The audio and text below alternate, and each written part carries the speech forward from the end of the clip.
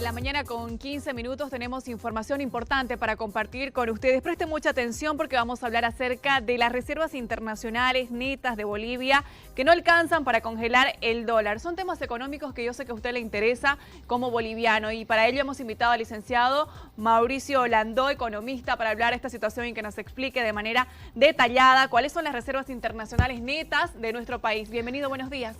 Nicole, un gusto verlos después de esta vacación empezando el año. Bueno, evidentemente esta noticia ha causado algún tipo de preocupación en la ciudadanía y es bueno ver lo que publica Fitch, la calificadora de riesgo, y lo que el Banco Central responde en raíz de esa publicación. Hay que analizar todo el contexto y en base a eso la sociedad estar informada, ¿no? Sí. Sin temores, sin pánico, sin nada, ¿no? O sea, tratar de entender qué es lo que ha pasado. Las reservas internacionales netas son el ahorro nacional. El ahorro nacional, ¿cómo se lo obtiene? Como el ahorro de una familia.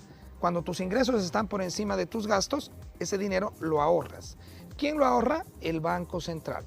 Las reservas internacionales generalmente se ahorran en monedas extranjeras o en activos de valor como el oro u otro tipo de activos. Entonces, ¿qué es lo que sucede? Hasta el año 2014, 2015, las reservas internacionales alcanzaron a un monto superior a los 14.000 millones de dólares. Un monto relativamente bueno y óptimo. Y se empezó a mantener, pero a partir del 2015 empieza a venir una caída. No preocupa la caída, porque la caída como tal, lo que sucede es que cuando tú tienes ahorros también están diseñados a ser utilizados en épocas de vacas flacas. ¿Qué épocas de vacas flacas? Tenemos 6 años consecutivos de déficit fiscal.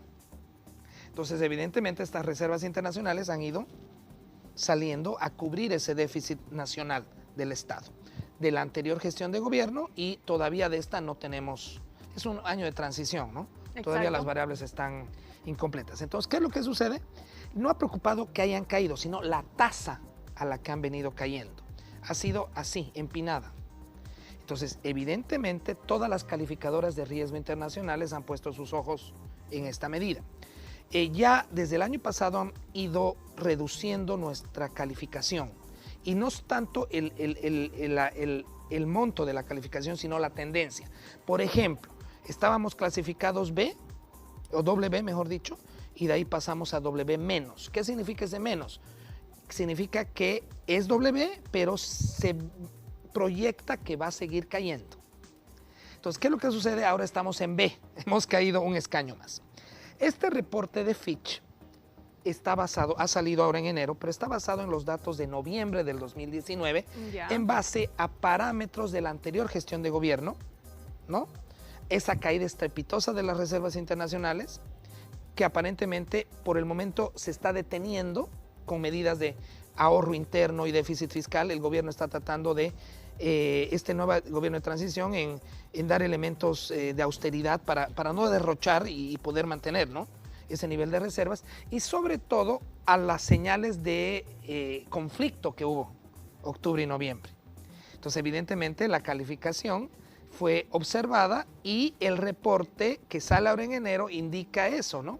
Las reservas internacionales están en 6.000 y pico millones de dólares, entonces a este ritmo es imposible congelar el tipo de cambio. ¿Qué impacto tiene eso para nuestro país? Bueno, ¿qué es lo que sucede?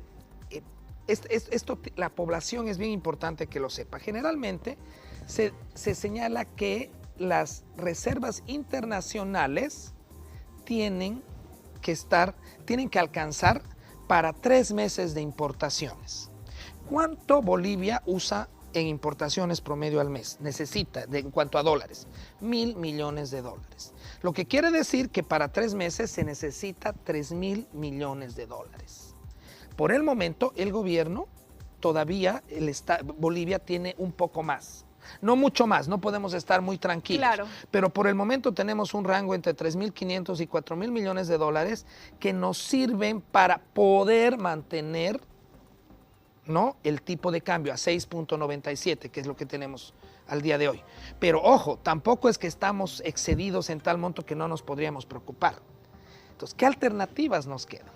La situación es esta. El informe de Fitch, claro, preocupa, pero está basado en datos de noviembre, ¿no? De noviembre a la fecha han habido algunos cambios que nos tranquilizan un poco más, pero tampoco podemos echarnos en la cama. ¿Qué medidas tienes que hacer? Tienes que tener mayor nivel de reservas, crecer las reservas internacionales. Hay que tomar acciones, entre ellas, ¿cuáles? ¿Cómo obtienes tú más dólares? Exportando más. Primera medida, se liberalizó las exportaciones, ¿no? Segundo, traer inversión extranjera en dólares. Eso es un poco más complicado. ¿Por qué? Porque un año de transición, un año de llamado elecciones, no solo aquí, en cualquier país del mundo, incluido Europa, incluido Estados Unidos, las inversiones bajan. ¿Por qué? Porque es un año de transición, todo el mundo está con incertidumbre. Claro, y además demora tiempo, ¿no? Exacto. Entonces, ahorita la medida las dos medidas más fuertes que el gobierno debería tomar es, uno, incrementar las exportaciones privadas y las del Estado en la medida de lo posible, que están cada vez más complicadas, entonces nos apoyamos en la privada, y dos, apretar el cinturón un poco en todas esas brotes de derroche que hubo, ¿no?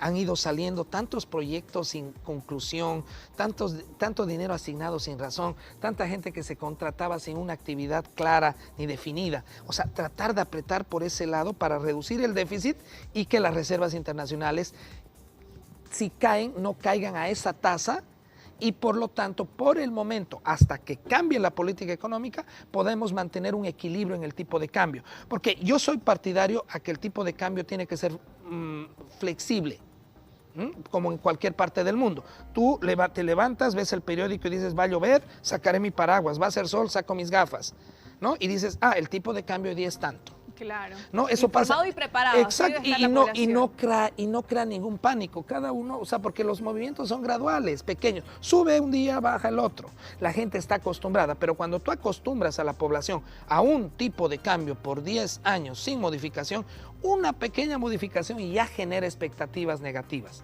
Y eso tiene que manejarse con mucho cuidado en un país como el nuestro, que somos un país muy dado a las expectativas, ¿no? Mauricio, y para ello también la población necesita algunas recomendaciones, y con eso vamos a ir finalizando, por favor. Bueno, que no entre en pánico.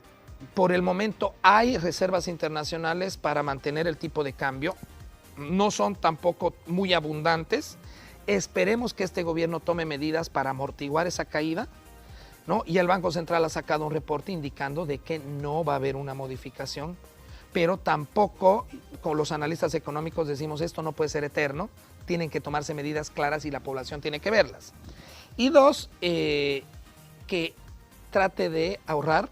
Yo siempre digo, trate de tener, como el país diversifica y tiene ahorro interno, reservas, también las familias que tengan reservas y mejoren una moneda fuerte, ¿no? Como es el dólar. Bien, entonces las recomendaciones para que la población también lo tome en cuenta. Como siempre, Mauricio, muy un placer amable. Para Gracias mí siempre. Por venir. Un placer siempre. Saludos a todos. En otra oportunidad también para tocar otros temas. Gracias, hay más en Al Día.